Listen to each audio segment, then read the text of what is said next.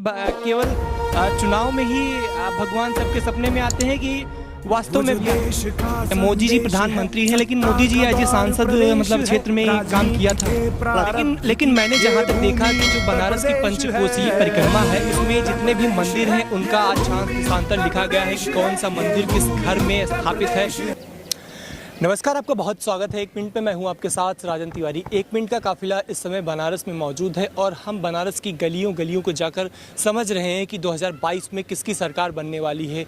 तमाम लोगों की अलग अलग मत है। इस समय हम मानसरोवर घाट पर मौजूद है और यहाँ पर हमारे साथ कुछ लोग मौजूद हैं। इनसे हम समझेंगे कि 2022 में किसकी सरकार बन रही है। क्या अखिलेश यादव एक बार फिर से वापसी करेंगे या योगी आदित्यनाथ जो विकास के वादे कर रहे हैं, जो बनारस में उन्होंने विकास किया है, उस बल पर एक बार फिर से बनारस में उनके जो भी प्रत्याशी होंगे वो जीतेंगे। बाबा, क्या नाम है आपका? हमारा नाम पीसी चटर्जी। आप यहीं के निवासी हैं? नहीं, मैं नागपुर महाराष्ट्र। अच्छा, नागपुर महाराष्ट्र से हैं। इससे पहले आप बनारस कब आए थे? मैं आया यहाँ पर 2010 में 2010 में। अच्छा, 2010 में आए थे और अब 2022 में आए हैं? नहीं, हाँ। अच्छा, 2010 से अच्छा ओल्ड एज होम में आप रहते हैं।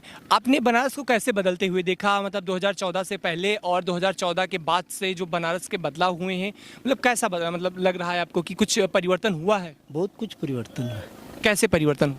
परिवर्तन हुआ जैसा घाट का जैसा साफ सफाई है और सबसे बड़ा चीज़ है बाबा विश्वनाथ मंदिर, अन्नपूर्णा मंदिर का जो जो इम्प्रूव हुआ, ये को भी पहले को भी कोई इमेजिन नहीं कर सकता था। अच्छा।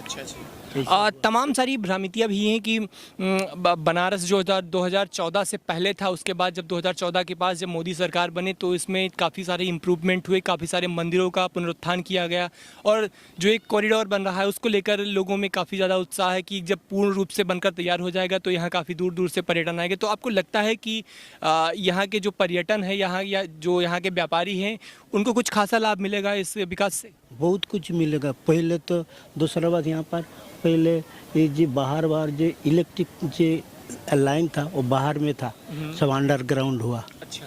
और ओली गली का जो रास्ता है सब इम्प्रूव हुआ। अच्छा। बहुत कुछ इम्प्रूव हुआ। अच्छा।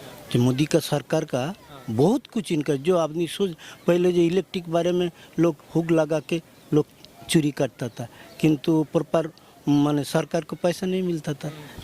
लेकिन बनारस के उत्थान में कहीं ना कहीं तमाम सारे छोटे मंदिर थे, उनको कहीं ना कहीं अलग हटाया गया, तमाम मंदिरों को मतलब तोड़ा गया। तो इसमें आपकी क्या राय है? मंदिर तोड़ा नहीं गया, वो कॉरिडोर बनाने का टाइम में करीब 400 मकान खरीद करके सरकार खरीद करके एवं उनको सफिशिएंट पैसा दिया, जिसके वो लोग कोई शिकायत नहीं किया, तो उसको जो परिधि बनाया गया। नहीं, तमाम सारी मीडिया रिपोर्ट्स में दावा किया जा रहा है कि तमाम लोगों ने मंदिरों के नाम पर अपने घरों में बना लिए थे, घर में मंदिर बना लिया और उसके बाद वो पूरा अतिक्रमण कर लिया। तो सरकार उन्हीं अतिक्रमण को हटवा रही है कि नहीं, अतिक्रमण को नहीं हटाया। जिसको जैसा कागज था, कागज नहीं रहने से भी उसको इतना सफिशिएंट पैसा दिया जो वो सोच नहीं सका। जहाँ पर 50 लाख था उसको 1 करोड़ दिया। ऐसा है कि सबको पैसा मतलब आप कह रहे हैं कि जितने भी जो मंदिर थे मतलब घरों में, वो अवैध कब्जा था। हाँ, अवैध। उसका पहले जो हिस्ट्री थे मालूम पड़ रहा है, जब विश्वनाथ मंदिर का चारों पास से धर्मशाला था। लेकिन मैंने जहाँ तक देखा कि जो बनारस की पंचकोसीय परिक्रमा है उसमें जितने भी मंदिर हैं उनका अक्षांश देशांतर लिखा गया है कि कौन सा मंदिर किस घर में स्थापित है। कहीं ना कहीं सरकार, तमाम सारी मीडिया रिपोर्ट्स में भी बताया गया है कि बनारस की जो परिक्रमा है, पंचकोसीय परिक्रमा, उसमें भी उन सारे मंदिरों का जिक्र था। नहीं, वो तो जैसा मंदिर है तो रोड में आया उसको दूसरा जगह स्थानांतरित किया। उसको ऐसा नहीं है जो उसको हटा के फेंक दिया। क्या किया गया, जो रोड में आया मंदिर को, जैसा कॉरिडोर में जैसा मंदिर है ना, जैसा शंकर जी का और मूर्ति था, ये था, उसको सब अलग अलग सिस्टमेटिकली उसको स्थापना किया गया। अच्छा, मतलब तकरीबन 300 आवासीय परिसर भी बनाए गए हैं, मतलब जो बाहर से श्रद्धालु आएंगे उनके रहने के लिए। तो इसमें सरकार की क्या मतलब कैसे मंसूबे हैं कि जो यहाँ पे जो लोकल व्यापारी हैं उनके होटल्स थे, अगर 300 सरकार घरें बनवा देती है तो उनके व्यापार में कहीं ना कहीं गिरावट तो आएगी? गिरावट नहीं आएगी। जैसा एक ऐप बन रहा है ना यहाँ पर, वो बड़ा जगह में उसको क्या बोलता है, जो कॉम्प्लेक्स बन रहा है वो जो रास्ता बनाने के लिए जिसको जिसको दुकान तोड़ा उसको वो जगह में शिफ्ट करेंगे। बाबा 1 मिनट में आपसे आप समझना चाहेंगे, हमारे साथ एक लोग और मौजूद हैं, थोड़ा सा आप 2 मिनट बताइए, मैं आपको बताता हूँ। क्या नाम है भाई साहब आपका? शिवम रघुवंश सिंह। सीएम जी बताइए कि इससे पहले आप बनारस कब आए थे? आप मूलतः से बनारस के निवासी हैं? हाँ अच्छा, मूलतः से बनारस के निवासी। जी। 2014 के पहले और 2014 के बाद के बनारस को आप कैसे देखते हैं? 2014 के पहले बनारस बहुत मतलब गंदगी थी। 2014 के बाद बहुत सफाई, मोदी जी ने गंगा की सफाई पर विशेष ध्यान दिया, कॉरिडोर बनवाया, आप देख ही रहे हैं, और बहुत मतलब विकास के मतलब गंगा बहा दिए हैं। अच्छा, लेकिन तमाम सारे लोगों का ये भी दावा है कि जब से यहाँ पर मोदी सरकार आई है तो तमाम सारे जो मंदिर थे उनका पुनरुत्थान तो कराया गया, लेकिन जो साधु संत हैं, जैसे अब देवस्थानम बोर्ड की हम बात कर ली जाए, उत्तराखंड में एक बहुत फेमस मंदिर है देवस्थानम बोर्ड, वहाँ पे बनाया गया था, लेकिन उत्तराखंड सरकार ने देवस्थानम बोर्ड को बंद कर दिया, और उसके बाद अब बनारस में भी कुछ इसी तरीके से मतलब सरकार के ट्रस्ट को इसमें करने की कोशिश की जा रही है। तो अगर पूरी चीज़ें मतलब मंदिर के अंडर हो जाएंगी तो जो बाहर का व्यापार है वो कैसे चलेगा? बाहर के व्यापार पे भी ध्यान देना चाहिए। अब कुछ ना कुछ करेंगे ही, आगे चल के सरकार की नीतियाँ मतलब लागू हो जाएंगी। एक चीज़ आपसे और समझना चाहेंगे कि ठीक है मोदी जी प्रधानमंत्री हैं, लेकिन मोदी जी एज ए सांसद मतलब क्षेत्र में काम किया था? बिल्कुल, बहुत काम किए हैं, इतना कोई सांसद नाम काम नहीं किया। और अभी हाल ही में उत्तर प्रदेश के विधानसभा चुनाव होने वाले हैं, तो विधानसभा चुनाव के मद्देनज़र मतलब जो आपके यहाँ के क्षेत्र के विधायक हैं उन्होंने कैसा काम किया है? बहुत बढ़िया काम किया, इस बार फिर से योगी सरकार बनेगी। जी बिल्कुल। लेकिन जो विपक्षी पार्टियां हैं कहीं ना कहीं वो भी कह रही हैं कि जो सरकार कैची आती है दिल्ली से, फीता आता है लखनऊ से, और हमारे काम का श्रेय ये ले लेते हैं। तो आप क्या लगता है जितने भी मतलब जो काम हुए हैं ये विपक्ष की सरकार जो पहले अखिलेश यादव की सरकार थी उसने करवाए हैं, कि वास्तव में मतलब इस सरकार ने करवाए हैं, या इसने ही सपने देखे थे? नहीं, वो बिल्कुल वो वैसे बोलते हैं, उनका मतलब उनके बातों कोई मतलब कोई बात ही नहीं है। ठीक है, आप थोड़ा सा बैठिए, हम आपसे फिर समझेंगे। बाबा जी ये चीज़ बताइए कि अभी अखिलेश यादव कह रहे थे कि उनके सपने में भगवान कृष्ण आते हैं, और वो एक बार फिर से वो 2022 में उनकी सरकार बना रहे हैं, तो कैसा लगता है आपको? क्या सच में केवल चुनाव में ही भगवान सबके सपने में आते हैं कि वास्तव में भी आते हैं?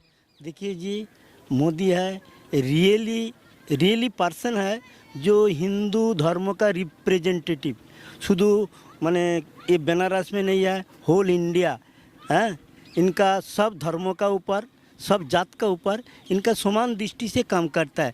किंतु वो आने का जब यहाँ पर पहले बार लोकसभा में चुना तो बोला था इसको काम, किंतु इसका पहले जो है कोई पार्टी कोई काम नहीं किया।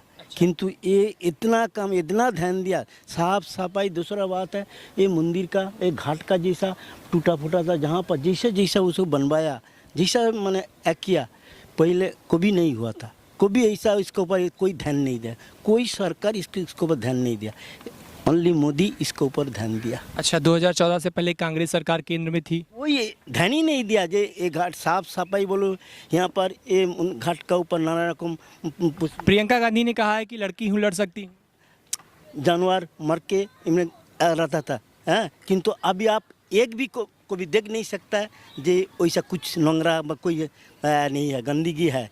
इतना ध्यान देता है, इतना साफ सफाई हो रहा है, इतना इसके ऊपर जितना हो इतना पहले कभी लोग सोचा भी नहीं था। अच्छा, नमामि गंगा, एक चीज़ आप आपसे समझना चाहेंगे, नमामि गंगे योजना के तहत गंगा माता अभी निर्मल हुई है कि अभी भी वैसे ही स्थिति है? नहीं, बहुत साफ सफाई, पहले ऐसा साफ सफाई बिल्कुल नहीं था।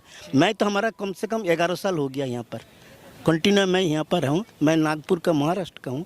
यहाँ पर मैं पहले से ही देख रहा हूँ। यहाँ पर पहले बात है मैं 70 से 82 तक यहाँ पर मैं पढ़ाई किया था, हैं? पहले देखता तो पब्लिक इतना नहीं था यहाँ पर, किंतु अभी इसका बाद मोदी इसके ऊपर जितना ध्यान दिया, पहले कोई सरकार इसका। तो आप तो महाराष्ट्र से हैं, कहीं ना कहीं महाराष्ट्र में भी उद्धव ठाकरे, बाल ठाकरे, वो भी तो हिंदुत्व को प्रेजेंट करते हैं ना? हिंदुत्व को प्रेजेंट करता है वो वहाँ पर का दूसरा कुछ है। अभी बाल ठाकरे अभी कांग्रेस का साथ इसका साथ मिल के वो अपना जो वो झंडा है ना वो भटक गया। मतलब आप कह रहे हैं कि वो अपने हिंदुत्व से भटक गए? वो मुख्यमंत्री का पद के लिए वो भटक गया। अच्छा। उसका पिताजी जो बाल ठाकरे जिसका ऊपर वो बनाया था, पार्टी बनाया था, अभी उद्धव ठाकरे बिल्कुल भटक गया। उसका जो हिंदू धर्मों का ऊपर जो उसका जो उनका पिताजी का जो कल्पना था, जो उनका उसके ऊपर जो एक्शन किया है, अभी बिल्कुल नहीं है कि कैसे रहेगा। तीनों पार्टी का तीनों अलग अलग इसका वो शुद्ध अपना कुर्सी के लिए ऐसा किया। अच्छा, अब एक चीज़ आपसे और समझना चाहेंगे कि ये बताइए, उत्तर प्रदेश में मुख्यमंत्री का चेहरा आपको सबसे अच्छा कौन सा लगता है, अखिलेश यादव या? दादा, जोगी का मापिक हो ही नहीं सकता है। जोगी निर्भय, शुद्ध जोगी अभी उत्तर प्रदेश के नहीं, फ्यूचर में मोदी का, वो दिल्ली का माने प्रधानमंत्री उनका इमेज दिखाई दे रहा है। लेकिन तमाम विपक्षी पार्टियां कह रही है कि बाबा बुलडोजर वाले बाबा हैं। बुलडोजर बाबा, देखो कानून पहले कानून आ रहना चाहिए। कानून फर्स्ट चीज़। कोई देश में नियम श्रृंखला नहीं रहे, नियम श्रृंखला अगर भ्रष्ट हो जाए तो वो सुशासन हो ही नहीं सकता। फर्स्ट कानून स्ट्रांग होना चाहिए। अच्छा, आपके हिसाब से 2017 के बाद से उत्तर प्रदेश में राम राज्य आया है? नहीं, राम राज्य का कल्पना वो अलग चीज़ है। कलि युग में वो चीज़ नहीं, सरकार ने तो दावा किया था कि हम आएंगे, राम राज्य लाएंगे।